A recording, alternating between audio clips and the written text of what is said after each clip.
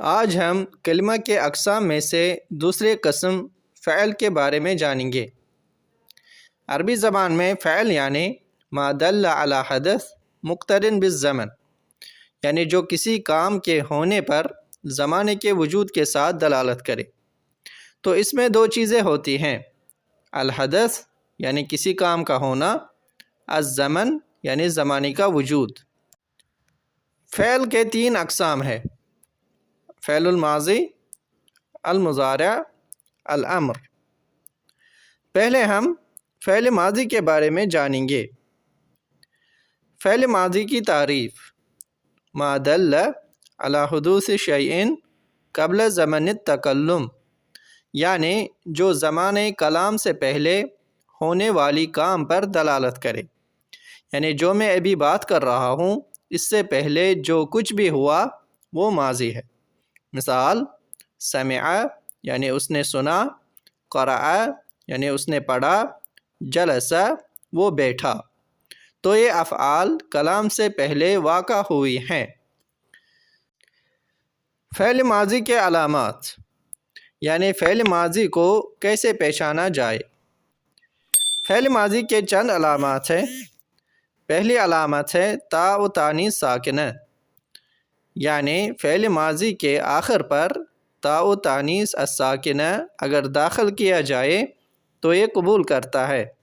مثال، سمع، سمعت، قرأ، قرأت، جلس، جلست۔ دوسری علامت ہے تاء الفاعل، یعنی تاء الفاعل بھی فعل ماضی کے آخر پر اگر داخل کیا جائے تو یہ قبول کرتا ہے۔ مثال، جلست فاعل مخاطب مذکر کے لیے، جلستے فاعل مخاطبہ مونث کے لیے، جلستو فاعل متکلم مذکر و مونث دونوں کے لیے۔ تیسری علامت ہے نون النسوہ فی آخرہ، یعنی فعل ماضی کے آخر پر نون النسوہ داخل کیا جائے تو یہ قبول کرتا ہے۔ مثال، الطالبات جلسن فی الصف، تو یہاں جلسن کے آخر پر نون النسوہ داخل کیا گیا ہے، لہذا یہ فعل ماضی ہے۔ چوتھی علامت ہے قد قبل فعل الماضی، یعنی فعل ماضی پر قد داخل ہوتا ہے، کقولہ تعالی قد افلح المؤمنون۔ یہاں ملاحظہ کیجئے، پہلی اور دوسری علامت فعل ماضی کی خاص علامت ہے، البتہ قد فعل ماضی کے علاوہ فعل مضارع پر بھی داخل ہوتا ہے، اور نون نسوہ فعل ماضی اور فعل مضارع کے علاوہ فعل امر پر بھی داخل ہوتی ہے۔ اب ہم فعل مضارع کی جانب بڑھیں گے۔ فعل مضارع کی تعریف، ما دل علی حدوث شیء فی زمن التکلم او بعد، یعنی جو کلام کے وقت یا اس کے بعد ہونے والی کام پر دلالت کرے۔ کلام کے وقت کی مثال، یقرأ، یسمع، یکتب۔ کلام کے بعد کی مثال، سیقرأ، سیسمع، سوف یکتب۔ فعل مضارع کے علامات، یعنی فعل مضارع کو پہچاننے کے چند علامات ہیں۔ پہلی علامات ہے یصح وقوعہ بعد السین و سوف، یعنی سین اور سوف قبول کرتا ہے۔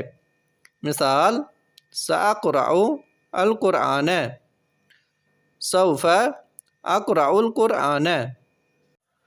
دوسری علامت ہے یصح وقوعہ بعد لم و لن، یعنی لم اور لن اس پر داخل ہوتے ہیں، جنہیں ہم جازم اور ناصب کہتے ہیں۔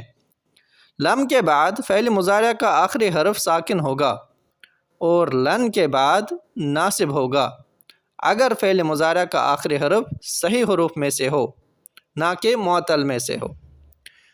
تیسری علامت ہے یصح وقوعہ بعد قد، یعنی قد بھی اس پر داخل ہوتا ہے۔ مثال، کقولہ تعالی قد یعلم اللہ الذین یتسللون منکم۔ یہاں ملاحظہ کیجئے فعل مضارع کا آغاز 4 حروف میں سے ایک حرف سے ہوتا ہے۔ وہ 4 حروف یہ ہیں: حمزہ، نون، یا، تا، جن کا مشہور مجموعہ انیتسو یا نعتی ہے۔ مثال: اقوم، نقوم، یقوم، تقوم۔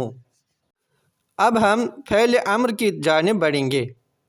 فعل امر کی تعریف: ما یطلب به حصول شیء بعد زمن التکلم، یعنی وہ فعل جس سے کسی چیز کو زمانہ کلام کے بعد طلب کیا جائے۔ مثال: اقرأ، اسمع، اکتب۔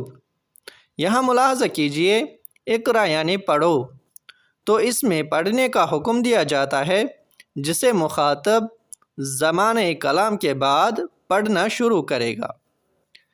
فعل امر کی علامات: فعل امر کی 2 علاماتیں ہیں۔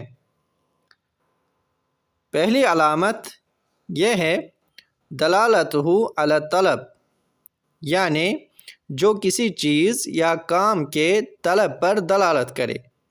مثال: اسمع، افہم، تو اس میں آپ مخاطب سے سننے یا سمجھنے کا مطالبہ کرتے ہیں۔ دوسری علامت ہے قبولہ یا المخاطبہ، یعنی جو یا مخاطبہ مونس قبول کرتا ہے۔